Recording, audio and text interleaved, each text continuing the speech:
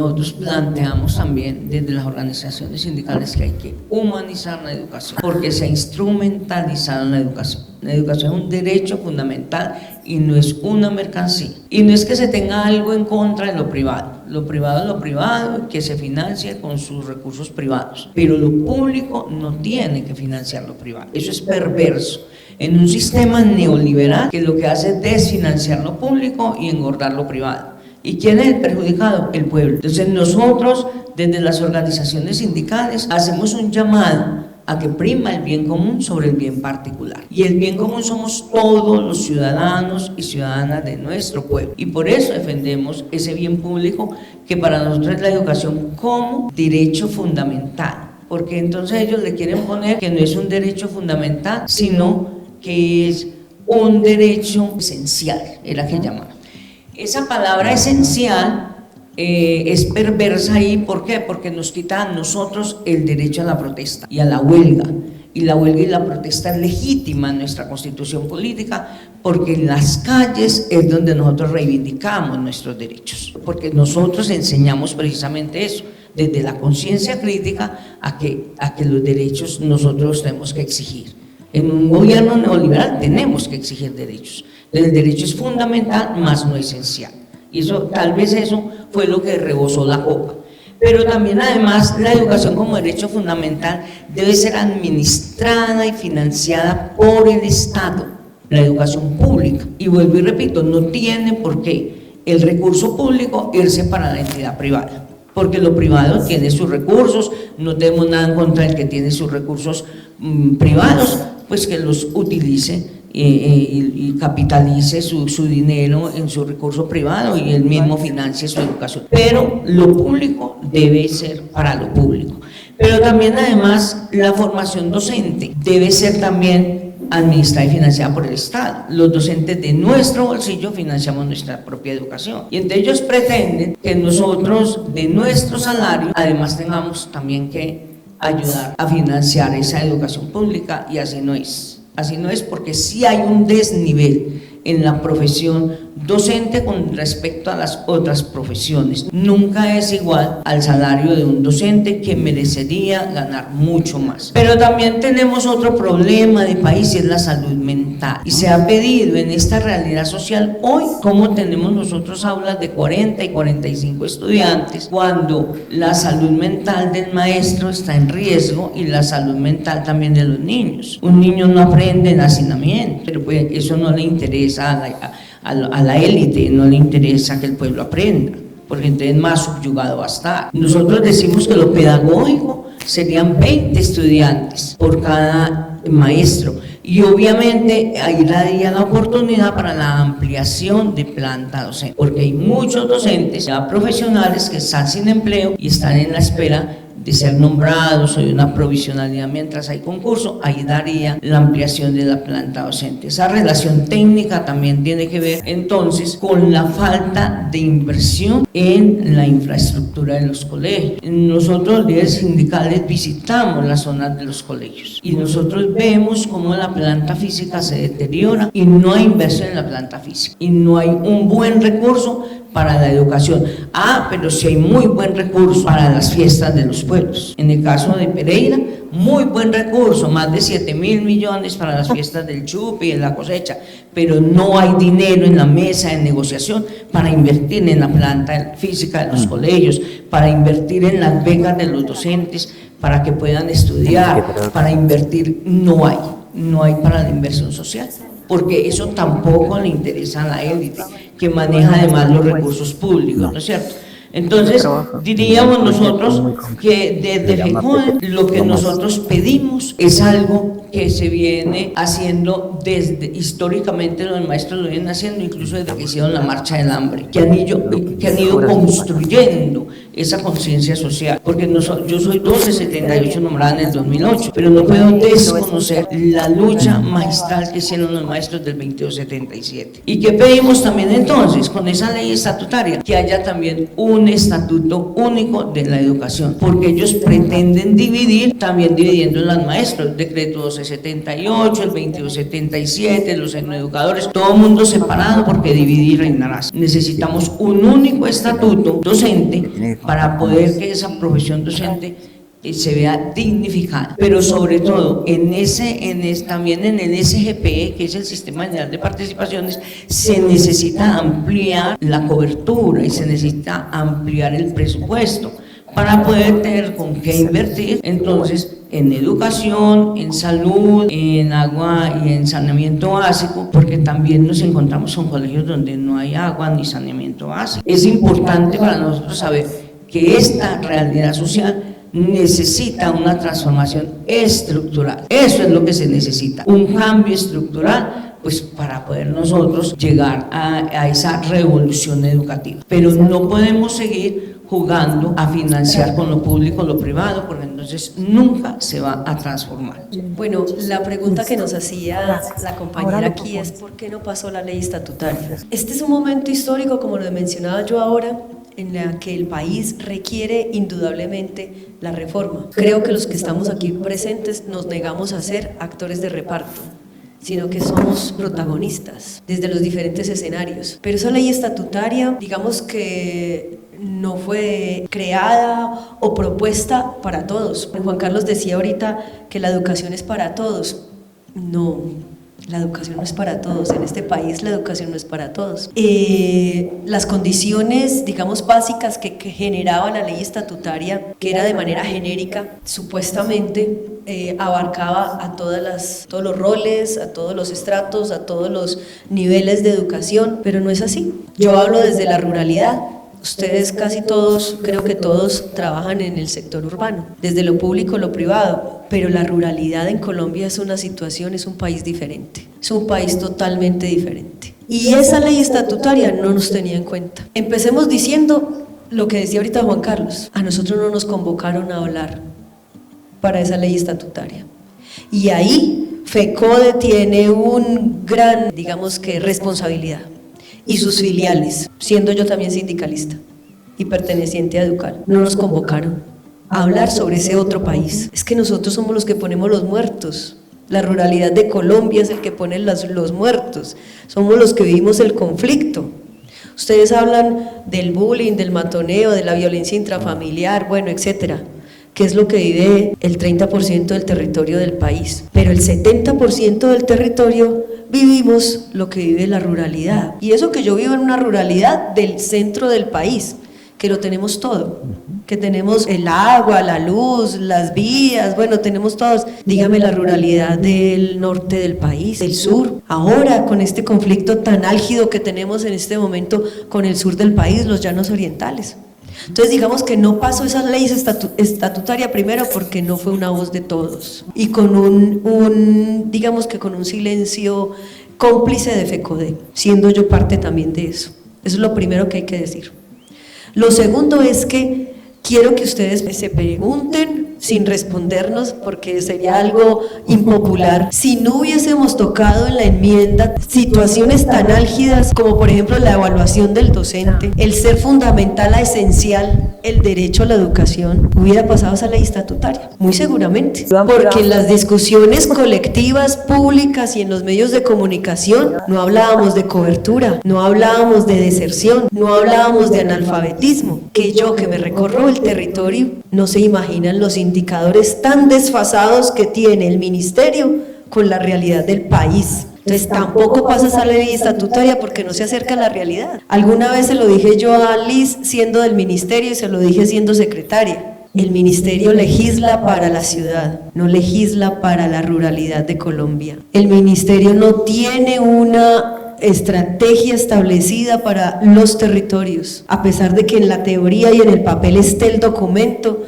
no se ve real, no se ve palpable en los territorios. Entonces no pasa la ley estatutaria porque no tiene en cuenta más de la mitad del país, de la realidad que vivimos los que trabajamos en la ruralidad. No pasa esa ley estatutaria porque originalmente, claro, tuvo en cuenta la primera infancia, tuvo en cuenta la conexión con la educación terciaria, tuvo en cuenta la formación del maestro.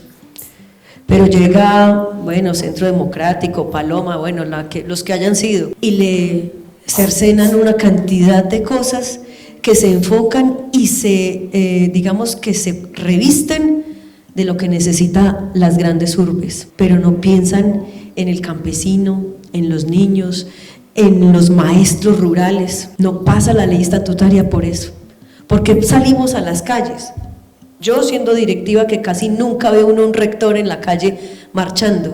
¿Por qué salimos a las calles? Porque los que somos maestros de vocación nos duele realmente que los niños rurales no tengan oportunidades y que el panorama que se ve a nivel de ley estatutaria parece ser que nosotros no existimos, no contamos. En muchos escenarios donde he estado y me rehúso a hacer como de la tercera o cuarta línea, siempre tengo que estar ahí hablando en voz de nuestros niños rurales. No somos populares porque somos pocos, porque tenemos el gran territorio del país, pero somos pocos habitantes. No somos populares porque a nosotros no nos asignan los recursos enormes del Estado. Eso se asignan a las grandes ciudades. Por eso no pasa esa ley estatutaria, porque no tiene en cuenta a la realidad del país. Ahorita, pues ojalá podamos hablar de primera infancia, porque nuestros maestros rurales no quieren quedar en el territorio, porque los niños rurales no se quieren quedar en sus espacios, porque los niños rurales no se profesionalizan, porque aspiran a, disculpen, sin ser algo denigrante, a ser policía, a ser recolector, a ser conductor, porque no tenemos las oportunidades. Por más que uno pelea con el Estado, con la administración, con el mismo ministerio, porque yo lo he podido hacer y soy una entre millones de habitantes que tenemos en la ruralidad, que podemos hablar de tú a tú con el ministro o con la administración, y sin embargo eso es como pues solamente una voz en muchas que están en la urbe que cambian la situación. Por eso no pasa la ley estatutaria, porque no tiene en cuenta la totalidad de la realidad del país.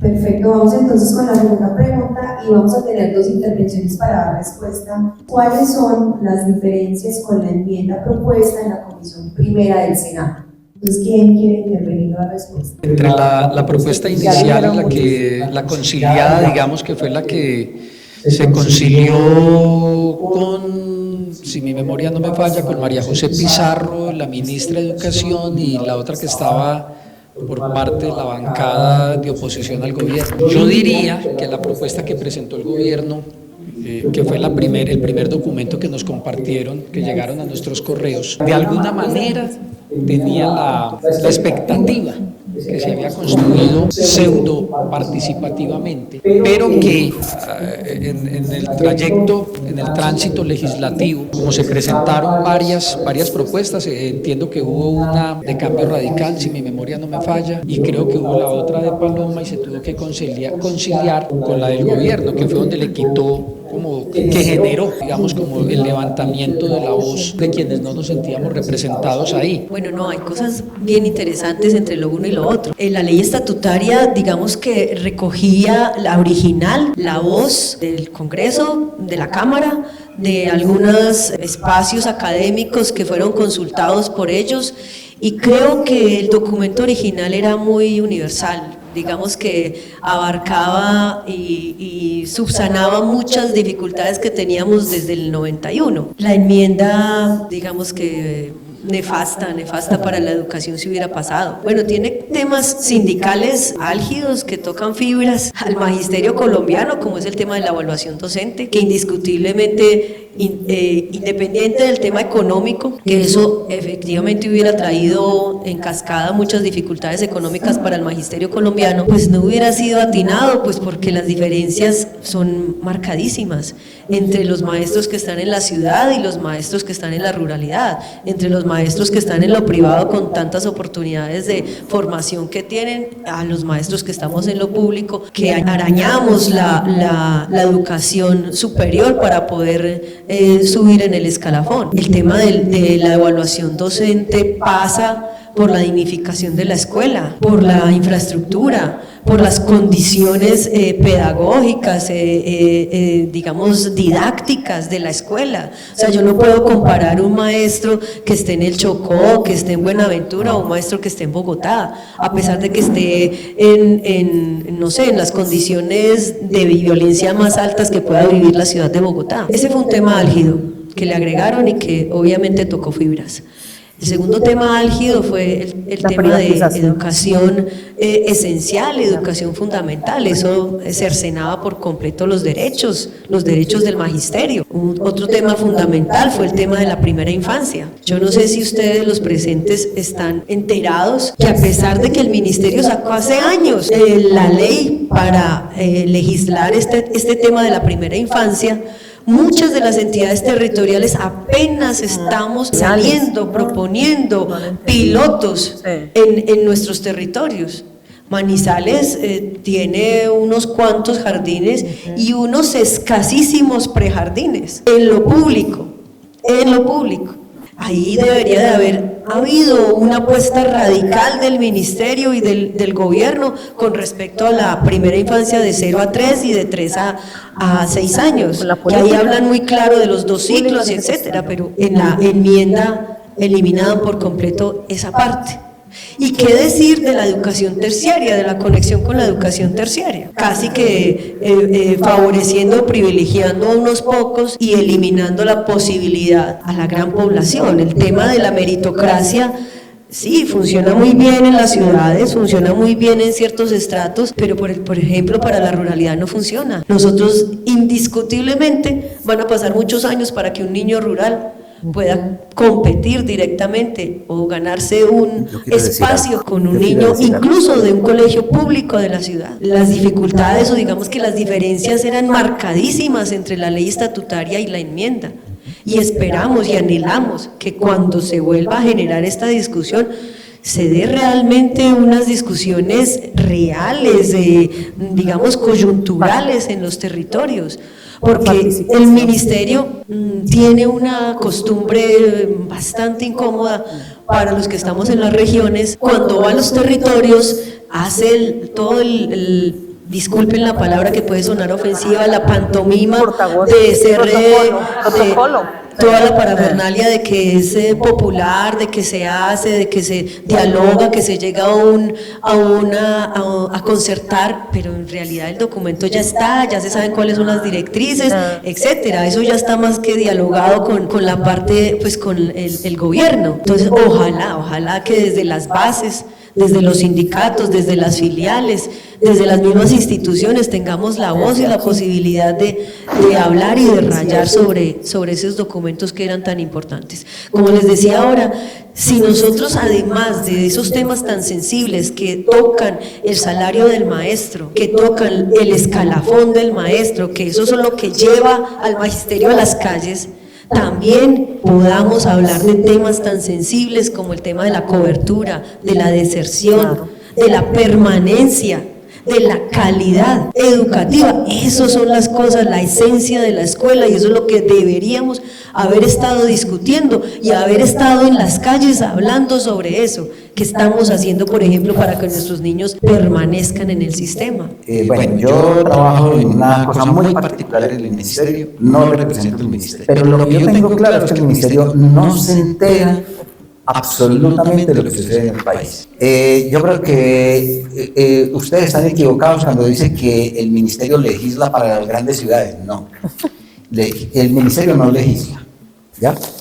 Opera para una sola ciudad, Bogotá. Eso lo tienen muy claro, porque el ministerio, pues todos viven en Bogotá, trabajan en Bogotá, algunos viajamos, vamos y venimos, pero está la mentalidad desde Bogotá. El ministerio cree que lo que sucede en Bogotá sucede en el país. Bueno, eso es lo primero que quería decir. Segundo, en el ministerio no tenía ni idea de lo que estaba pasando con las discusiones de la ley estatutaria. Y lo tercero que quiero decir es que la enmienda es una revancha de una dificultad, de un problema que hay, de un partido político en Colombia contra los educadores. En eso se resume todo. Y creo que el país no se puede exponer a eso. Me parece que es terrible que eso le suceda a un país, que un partido político esté dedicado única y exclusivamente no a trabajar, a pensar el país, sino a acabar con los educadores, porque la cosa era contra los educadores. Bueno, muchas gracias. Yo, pues, digamos, experta en el tema de educación no soy, hablo desde el aprendizaje que he tenido a nivel de la corporación en todo el tema de educación ambiental. Además, porque vengo de familia de maestros y maestras y uno se identifica con ustedes en ese contexto de territorio, en ese acercamiento que hace a los docentes, porque nosotros llegamos a los docentes con esas estrategias de educación ambiental y vemos la necesidad que tiene este país frente a ese ejercicio de sensibilización por lo ambiental y por todo. O sea, lo ambiental implica la convivencia, la cultura, el reconocimiento de ese territorio, ese contexto. Entonces, cuando llega uno y ve a los docentes cargados de información y de responsabilidades. Cuando en la política de educación ambiental se habla del ejercicio de educación ambiental, es un proceso transversal a todo el plan de educación institucional, y ve al docente de ciencias naturales responsable del tema de educación ambiental, porque los otros docentes no tienen esa competencia porque están cargados con sus niños, entonces uno ve que es complicado y que, como dice el profe Diego, se legisla para el centro, ¿cierto? Se legisla para Bogotá, y no solamente es el Ministerio de Educación, es todos los ministerios. Cuando se está actualizando una política nacional de educación ambiental, donde tampoco se ha hecho lectura de ese contexto, donde no se ha evaluado un ejercicio que lleva más de 20 años de implementación de la educación ambiental en Colombia. Cuando se trata de convocar a los actores claves de la educación ambiental, pero se convoca pero no se les escucha. Entonces, esos ejercicios son los que limitan la implementación. ¿Y por qué no se piensa en un ejercicio más actualizado de reconocer qué es lo que hemos hecho, hasta dónde hemos llegado, cuáles son esos indicadores que miden ese alcance y esos logros de la educación en Colombia, y sobre eso retomemos, evaluemos y propongamos una nueva política? Pero cuando la profe dice los docentes, la calidad de la educación, ¿cómo está la calidad de la educación privada versus a la educación pública? Comparemos. ¿Y cómo logramos llegar a esos estándares de cumplimiento de esas dos visiones? Lograr entender esas dos visiones. Digamos, yo aplaudo mucho este foro donde hay un encuentro de sindicalistas de educación pública, de educación privada, y cómo lograr al menos esos ejercicios de transformación en nuestro territorio. Es que uno llega, por ejemplo, yo le decía al jefe ahora, usted encontrarse en municipios como Norcasia, como La Dorada, con proyectos simbólicos de educación ambiental, donde los niños empiezan a exponer a los docentes con herramientas mínimas para lograr ese ejercicio de educación ambiental, y aplaudir ese ejercicio. Eso es sensibilización. Olguita, Entonces, discúlpame, te quiero hacer una pregunta. sí, profe. Es que la ley de educación ambiental se está reformando. Está actualizándose Sí. por parte de ministerios ¿Y de cómo? educación y medio ambiente. ¿Y cómo ha participado Caldas ahí? Pues lo que decía, Caldas pues ha convocado, Ministerio ha convocado, convocó a Ministerio de Ambiente, convocó a las corporaciones y a los comités interinstitucionales de educación ambiental. Estuvimos en un ejercicio en Armenia, y sé que también Ministerio de Educación ha convocado a los docentes o al comités interinstitucionales de educación ambiental, pero no, en este momento no sabemos en qué va esa actualización. Lo que uno ve es que se trata de proponer políticas cueste lo que cueste y a toda costa actualizarla en este periodo. Entonces la preocupación nuestra es la responsabilidad que tenemos las corporaciones, en este caso, frente a esa implementación, pues por cuestión de recursos, por cuestión de calidad. Es un ejercicio muy amplio que todavía no vemos a largo plazo cómo va a ser esa implementación. Entonces, digamos que eso, estamos en este momento en ese proceso y pues felicitarlos realmente por este foro. Muchas gracias. Bueno, yo creo que en la última pregunta, cuando todos hablamos de que, bueno, las diferencias que tenía la ley estatutaria con la enmienda y además de que no contempló esa ley estatutaria o por qué no se aprobó, creo que también pudimos sacar la última pregunta, que es ¿cuál es ese análisis frente al interrogante anterior, ¿cierto? ¿Cuál es ese complemento faltante que le hace falta a la educación para ser considerada como un derecho humano, un bien común? Entonces creo que con todo lo que dijo Ángela, Juan, con todos los que han participado, pues nosotros sabemos que si no pasó por esto es por lo que le está faltando a la educación. Pero sí quiero, le voy a dar la palabra a Glorita que quiere y a ambas Glorias, como para que, o si hay alguien más que quiera para cerrar. Estadística, estábamos haciendo un trabajo, analizamos los indicadores de las pruebas Saber 11, ¿sí? En el año 2023, primer y segundo semestre, por ambos calendarios, y en el 2024, primer semestre. Entonces nos encontrábamos obviamente pues que habían unas diferencias muy significativas en lo que, como decía ahora Angelita, tiene que ver con lo urbano y lo rural, ¿cierto? Eran unas diferencias a nivel de ponderación de resultados muy significativas. Empezamos a hacer un análisis desde diferentes aristas y concluíamos que definitivamente el gobierno no mira, no hace esos análisis de resultados de las pruebas Saber para lograr identificar cuáles son realmente las necesidades de inversión en el sector educativo.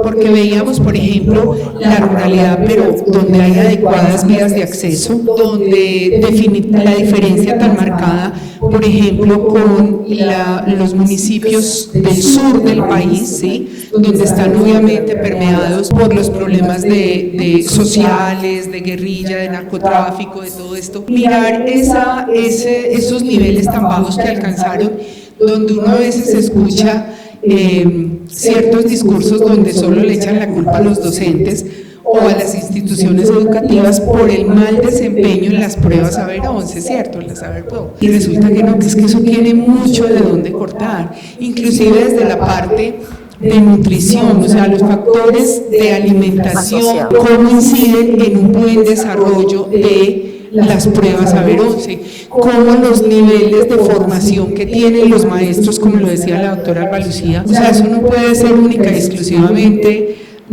obligatoriedad del educador capacitarse, sino que si el Estado, pienso yo, está exigiendo un buen desempeño a nivel de los estudiantes de estas pruebas, pues también tiene que invertir en esa formación docente, ¿cierto? Llegamos a la conclusión que definitivamente se toman decisiones desde el escritorio sin conocer la realidad que se vive en el país. He notado una brecha muy grande, la cual ha sido una lucha constante con la educación superior. Siempre que hablan de la educación media, saltan a la educación superior. Siempre cuando voy a una reunión, a una conferencia, a un debate, dicen, no, es que cuando los chicos salgan del colegio y pasen a la educación superior. Hemos estado muy rezagados durante muchísimos años. Tal vez nos hicimos notar en la pandemia, porque recuerden que a las universidades que trabajaban programas en salud les dieron permiso para ir a hacer las prácticas y salió un decreto y dejaron a las instituciones para el trabajo y el desarrollo humano que trabajamos programas de salud, los temas de auxiliares de enfermería, salud oral y servicios, pues son temas netamente de salud.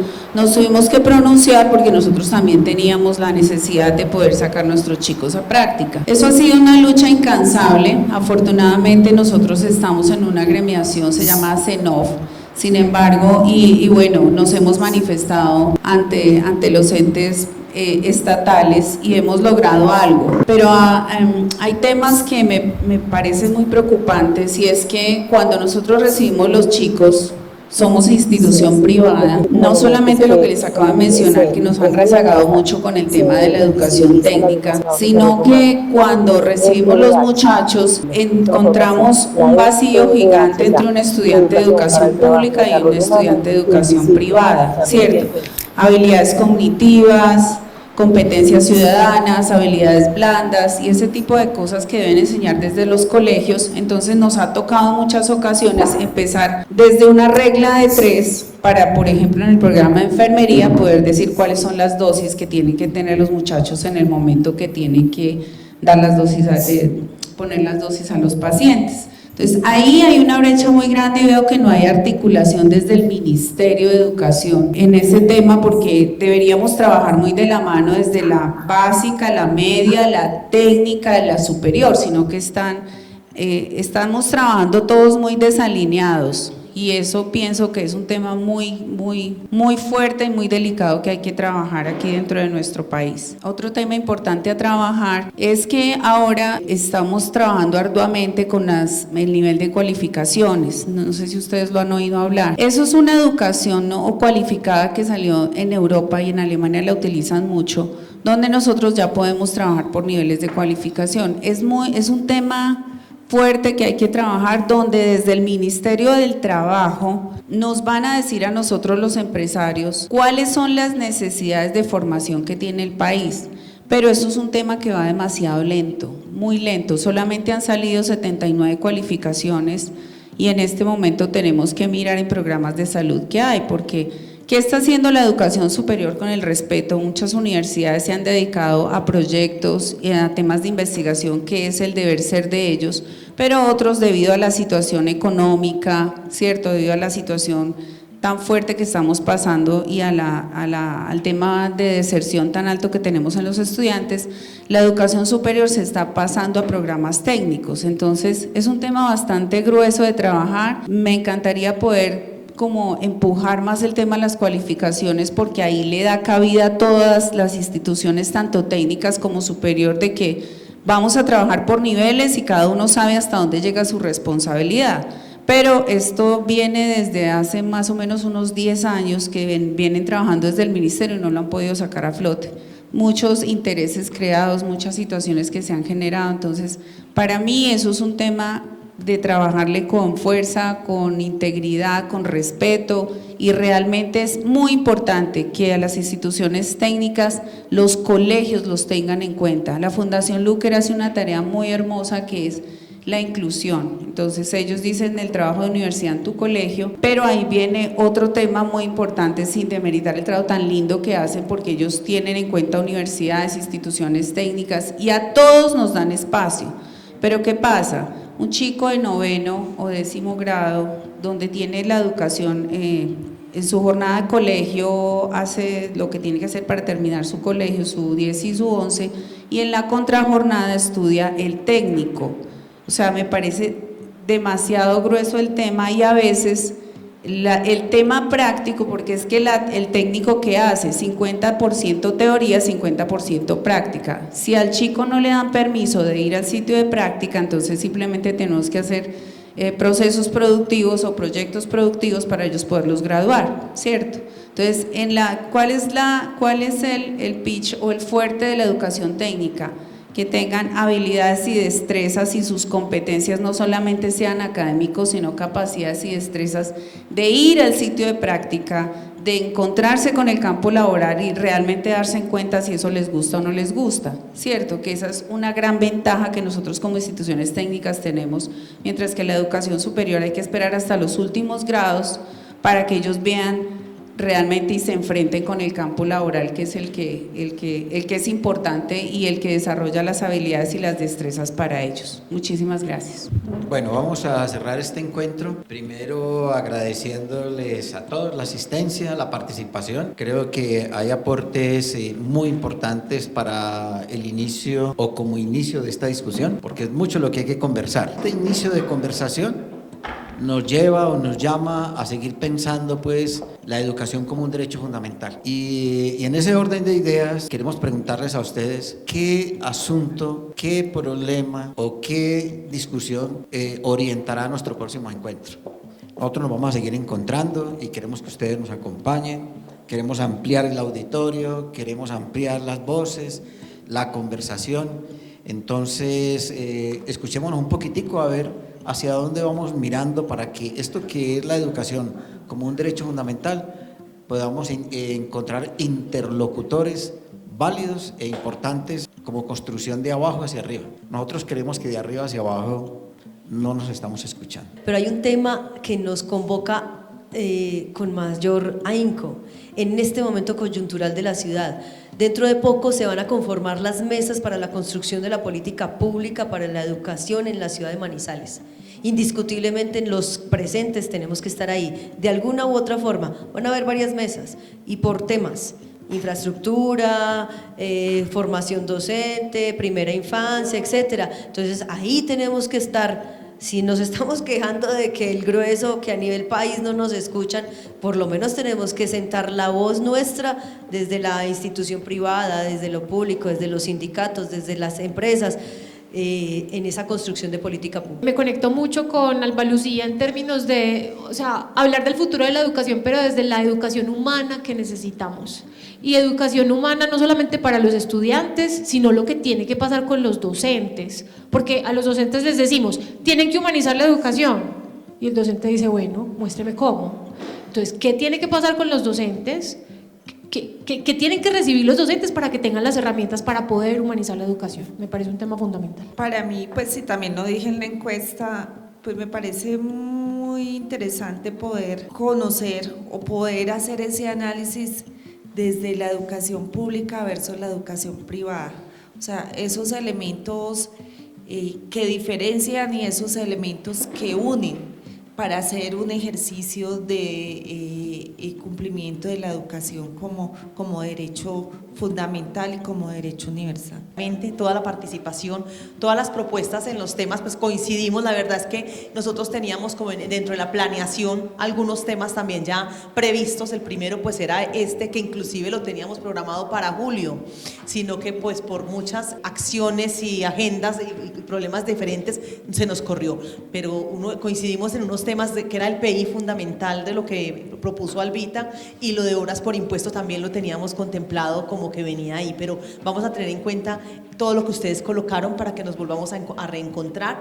Mil gracias, padre, por favor, Luis Aurelio, de verdad, infinitas gracias, y a Dorita por este espacio, por ser anfitriones también en este encuentro, a Sebastián, de verdad que por primera vez, digamos, porque veníamos de hacer relatorías gráficas, ustedes saben, en papel y en borrador, a Juan quiero decirle que no es que la IA nos vaya a desplazar a los maestros, si no tenemos un ser humano frente a un computador y a esto que está haciendo Sebastián, pues la IA no vale nada. O sea, nosotros somos conscientes.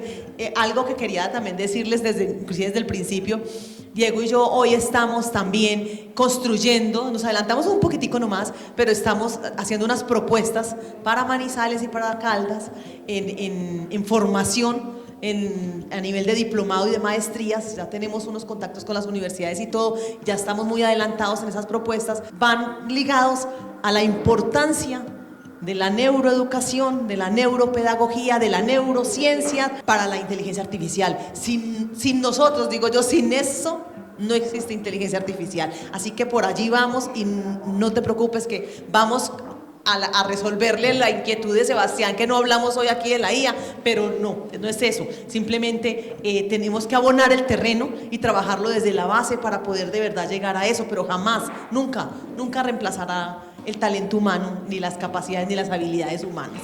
A todos mil y mil gracias, Albita, por venir desde Pereira. Creo que es tan importante, miren, tan importante la presencia de la RAP como eje cafetero del Tolima, como Albita de Pereira, obviamente la de nosotros como estamos acá, pero esto no es de ciudad, esto es de región, y la RAP es como la mediadora, la que nos va a permitir extendernos y movilizarnos primero en nuestra región, ¿cierto? Eje cafetero y Tolima, pero seguramente después para a nivel nacional.